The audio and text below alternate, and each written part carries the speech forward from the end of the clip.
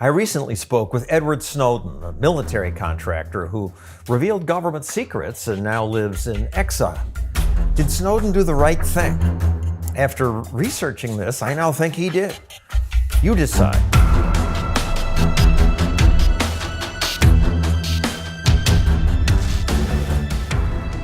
When you look at all of this mass surveillance, whether we're talking about internet surveillance, whether we're talking about telephonic surveillance, whether we're talking about domestic surveillance, whether we're talking about international surveillance, you've been in the news a long time. You've seen these officials. You've interviewed these officials. They constantly tell us, this is for your safety. This is to investigate terrorists, right? And I kind of believe it. Right. And we all believe it to some extent, particularly when we shared the national trauma of 9/11. But when you look from the inside as an employee at what we're doing with this, I see all the reporting, right? I've got access to all the reporting.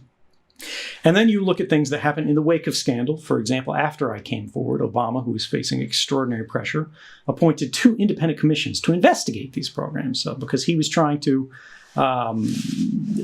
basically justify these things and find where they were accurate, where they were useful. This was the Privacy and Civil Liberties Oversight Board and the President's Review Group on Intelligence and Communications Technologies. Both of these groups had full access to classified information. Both of them talked to all sides of the intelligence community. They went to the FBI, they went to the CIA, they went to the NSA. And they said, look, we've got the clearances. Give us your success stories. Show us where this helped. Show us where this saved lives. Show us why we should be doing this. And they looked, because at the time, we had people, we had Keith Alexander, then director of the National Security Agency, going in front of Congress, going on TV and saying, this stopped 47 plots or whatever. People are alive, buildings are up because these programs.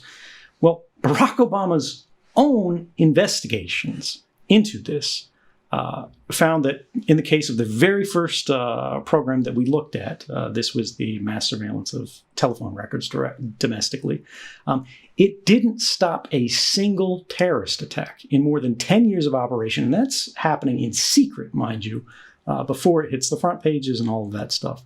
And in the only case, they also found, that it never made a concrete difference, and that's their words, in a single counterterrorism investigation. There were plots that were found, but the court found that they already had the information. They didn't need all this spying. We've heard over and over again the assertion that 54 terrorist plots were thwarted.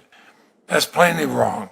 These weren't all plots, and they weren't all thwarted. The American people are getting left with inaccurate impression of the effectiveness of NSA programs. They actually never discovered a plot through these programs. Never. Not once. What they did do is they found information related to a plot in a single case, and this was a cab driver in California, Mo Allen, I believe, wiring about $8,500 to his clan in Somalia, which was affiliated with Al-Shabaab, which was on a terrorism list according to the State Department. This was their great success story, right? And in this case, judges had, we had already had watchdogs go through it, thanks, fortunately, to Obama in this case.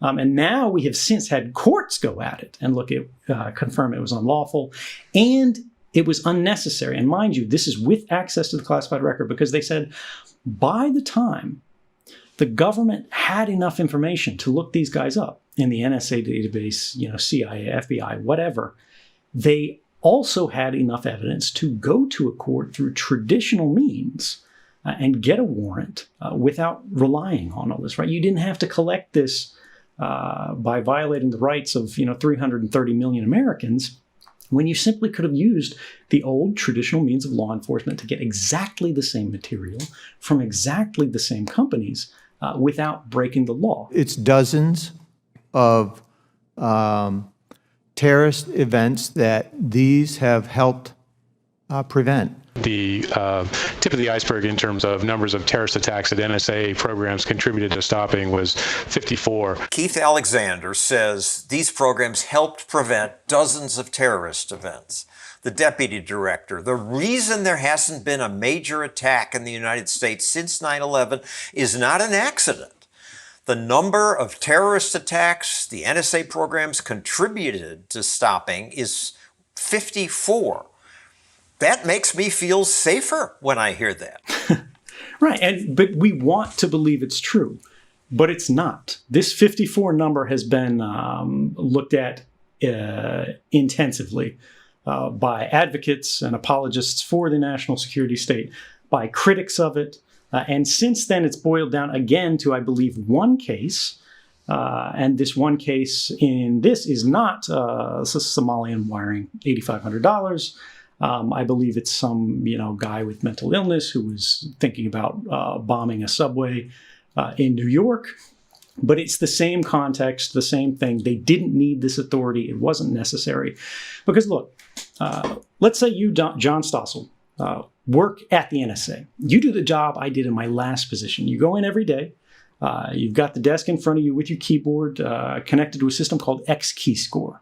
This is basically Google for spies, right? It allows you to search through all of the different methods of ingestion that we have, not just domestically, but overseas through our partners in what we call second-party countries. These are these Anglophone countries in the Five Eyes I mentioned earlier, as well as third-party partners.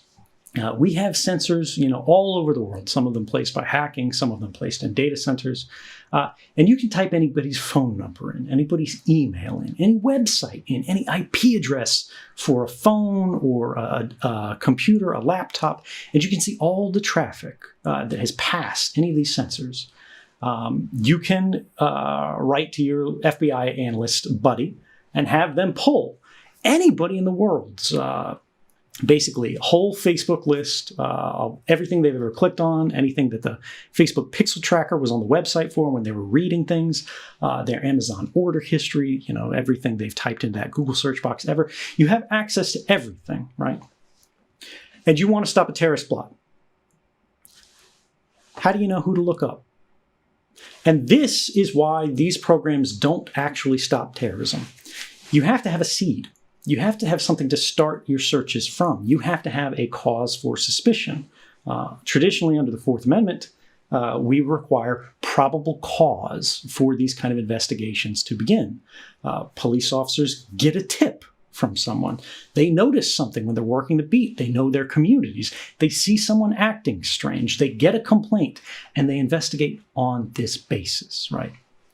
Well, in intelligence, the way these tips come across is generally from the same thing. It's from a confidential informant. It's from law enforcement. It's from whatever. But once you have this, once you have probable cause to begin investigating someone, you can go to a court. You can get a warrant. You can access the same information without collecting it from the entire internet before, right? And so this is the thing. When you look at the fact that the government itself no longer makes these claims that it stopped 54 plots, right? They have disowned that. Keith Alexander no longer works for the NSA. He's out. Now he works on the board of directors at Amazon.com. The thing is, what are these things effective for, right? Because you go, well, why does the government pay for these programs? Why go to all this trouble if it doesn't stop attacks? Yeah, why? And the answer, of course, is because these programs are tremendously useful for something different. And that is information gathering, right? Intelligence, general investigation about anything on anyone. It may not be effective in preventing terrorist attacks because, again, it's not particularly more useful relative to the tools that we already have because, again, terrorism is rare. It is scarce, and people don't realize this based on the way the media has changed. But the incidence of terrorism over time is actually declining relative to the last century. If you look at, for example, terrorist attacks in Western Europe, they have declined decade over decade since like the 1960s. People forget about it, but things Maybe like the IRA, because of intelligence and the NSA. Well, again, I work for these agencies, and I would like to believe that was true. But the rate at which they were falling is completely different from the rate of mass surveillance. And this is what people misunderstand about my politics and my positioning. I am not against the use of intelligence. I'm not against the existence of intelligence agencies. I'm not against surveillance. I am against mass surveillance. And this is what I brought information forward about. Just to play devil's advocate here, why should I care? I figure Google and Facebook knows everything about everybody. Anyway, I figure the teenage boy across the street could be picking up the stuff I sent. The cork's out of the bottle. What difference does it make? This goes back to kind of that nothing to hide argument, which is like, I lead a very ordinary life. I watch my shows. I go to work. I take care of my family. Yeah, I'm weird. Yeah, I look at porn. If we're talking about the average person on the internet, everybody looks at porn, right? It's happened. Even if you don't want to, there's a pop-up ad somewhere. It's in your history. But the reality is most people do, and they want to. And that's not strange. People, particularly Americans, feel an enormous sense of shame about this, but it's a tremendously common activity. At the same time, it makes us feel uncomfortable. For a lot of us, as if our family knew everything that we looked up on the internet, we would worry about how they would look at us. If every company in the world knew everything that you looked at, we would feel uncomfortable with it. But then what happens when your workplace knows? What happens when your government knows? And who decides what is normal, what's acceptable, and what's not, right? We can do things that are very common today, or we can have positions or interests that are very uncommon today, but harmless. In a free society, we are allowed to be different. We are allowed to be weird. We can be strange as long as we're not hurting anyone else. But laws change. Social mores change. The norms shift.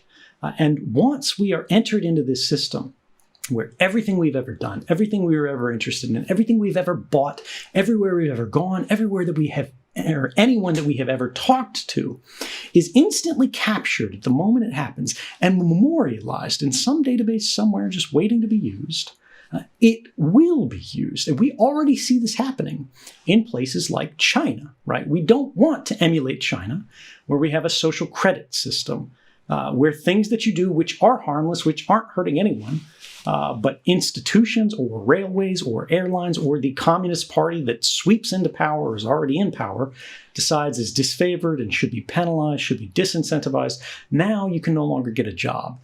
Now you have to wait, and go to the local police station to get a pass to be able to travel and visit your family. We cannot anticipate these things. And the problem is that I have with this idea of argument is that we should have to prepare for it, that we should think and constrain our intellectual curiosity and even, frankly, our weirdnesses, our distinctions, our differences, our weirdness, the things that place us in the minority, because we could potentially someday be judged on the basis for it, even if we have done nothing wrong, even if it wasn't strange, because the definition of what is wrong is constantly changing.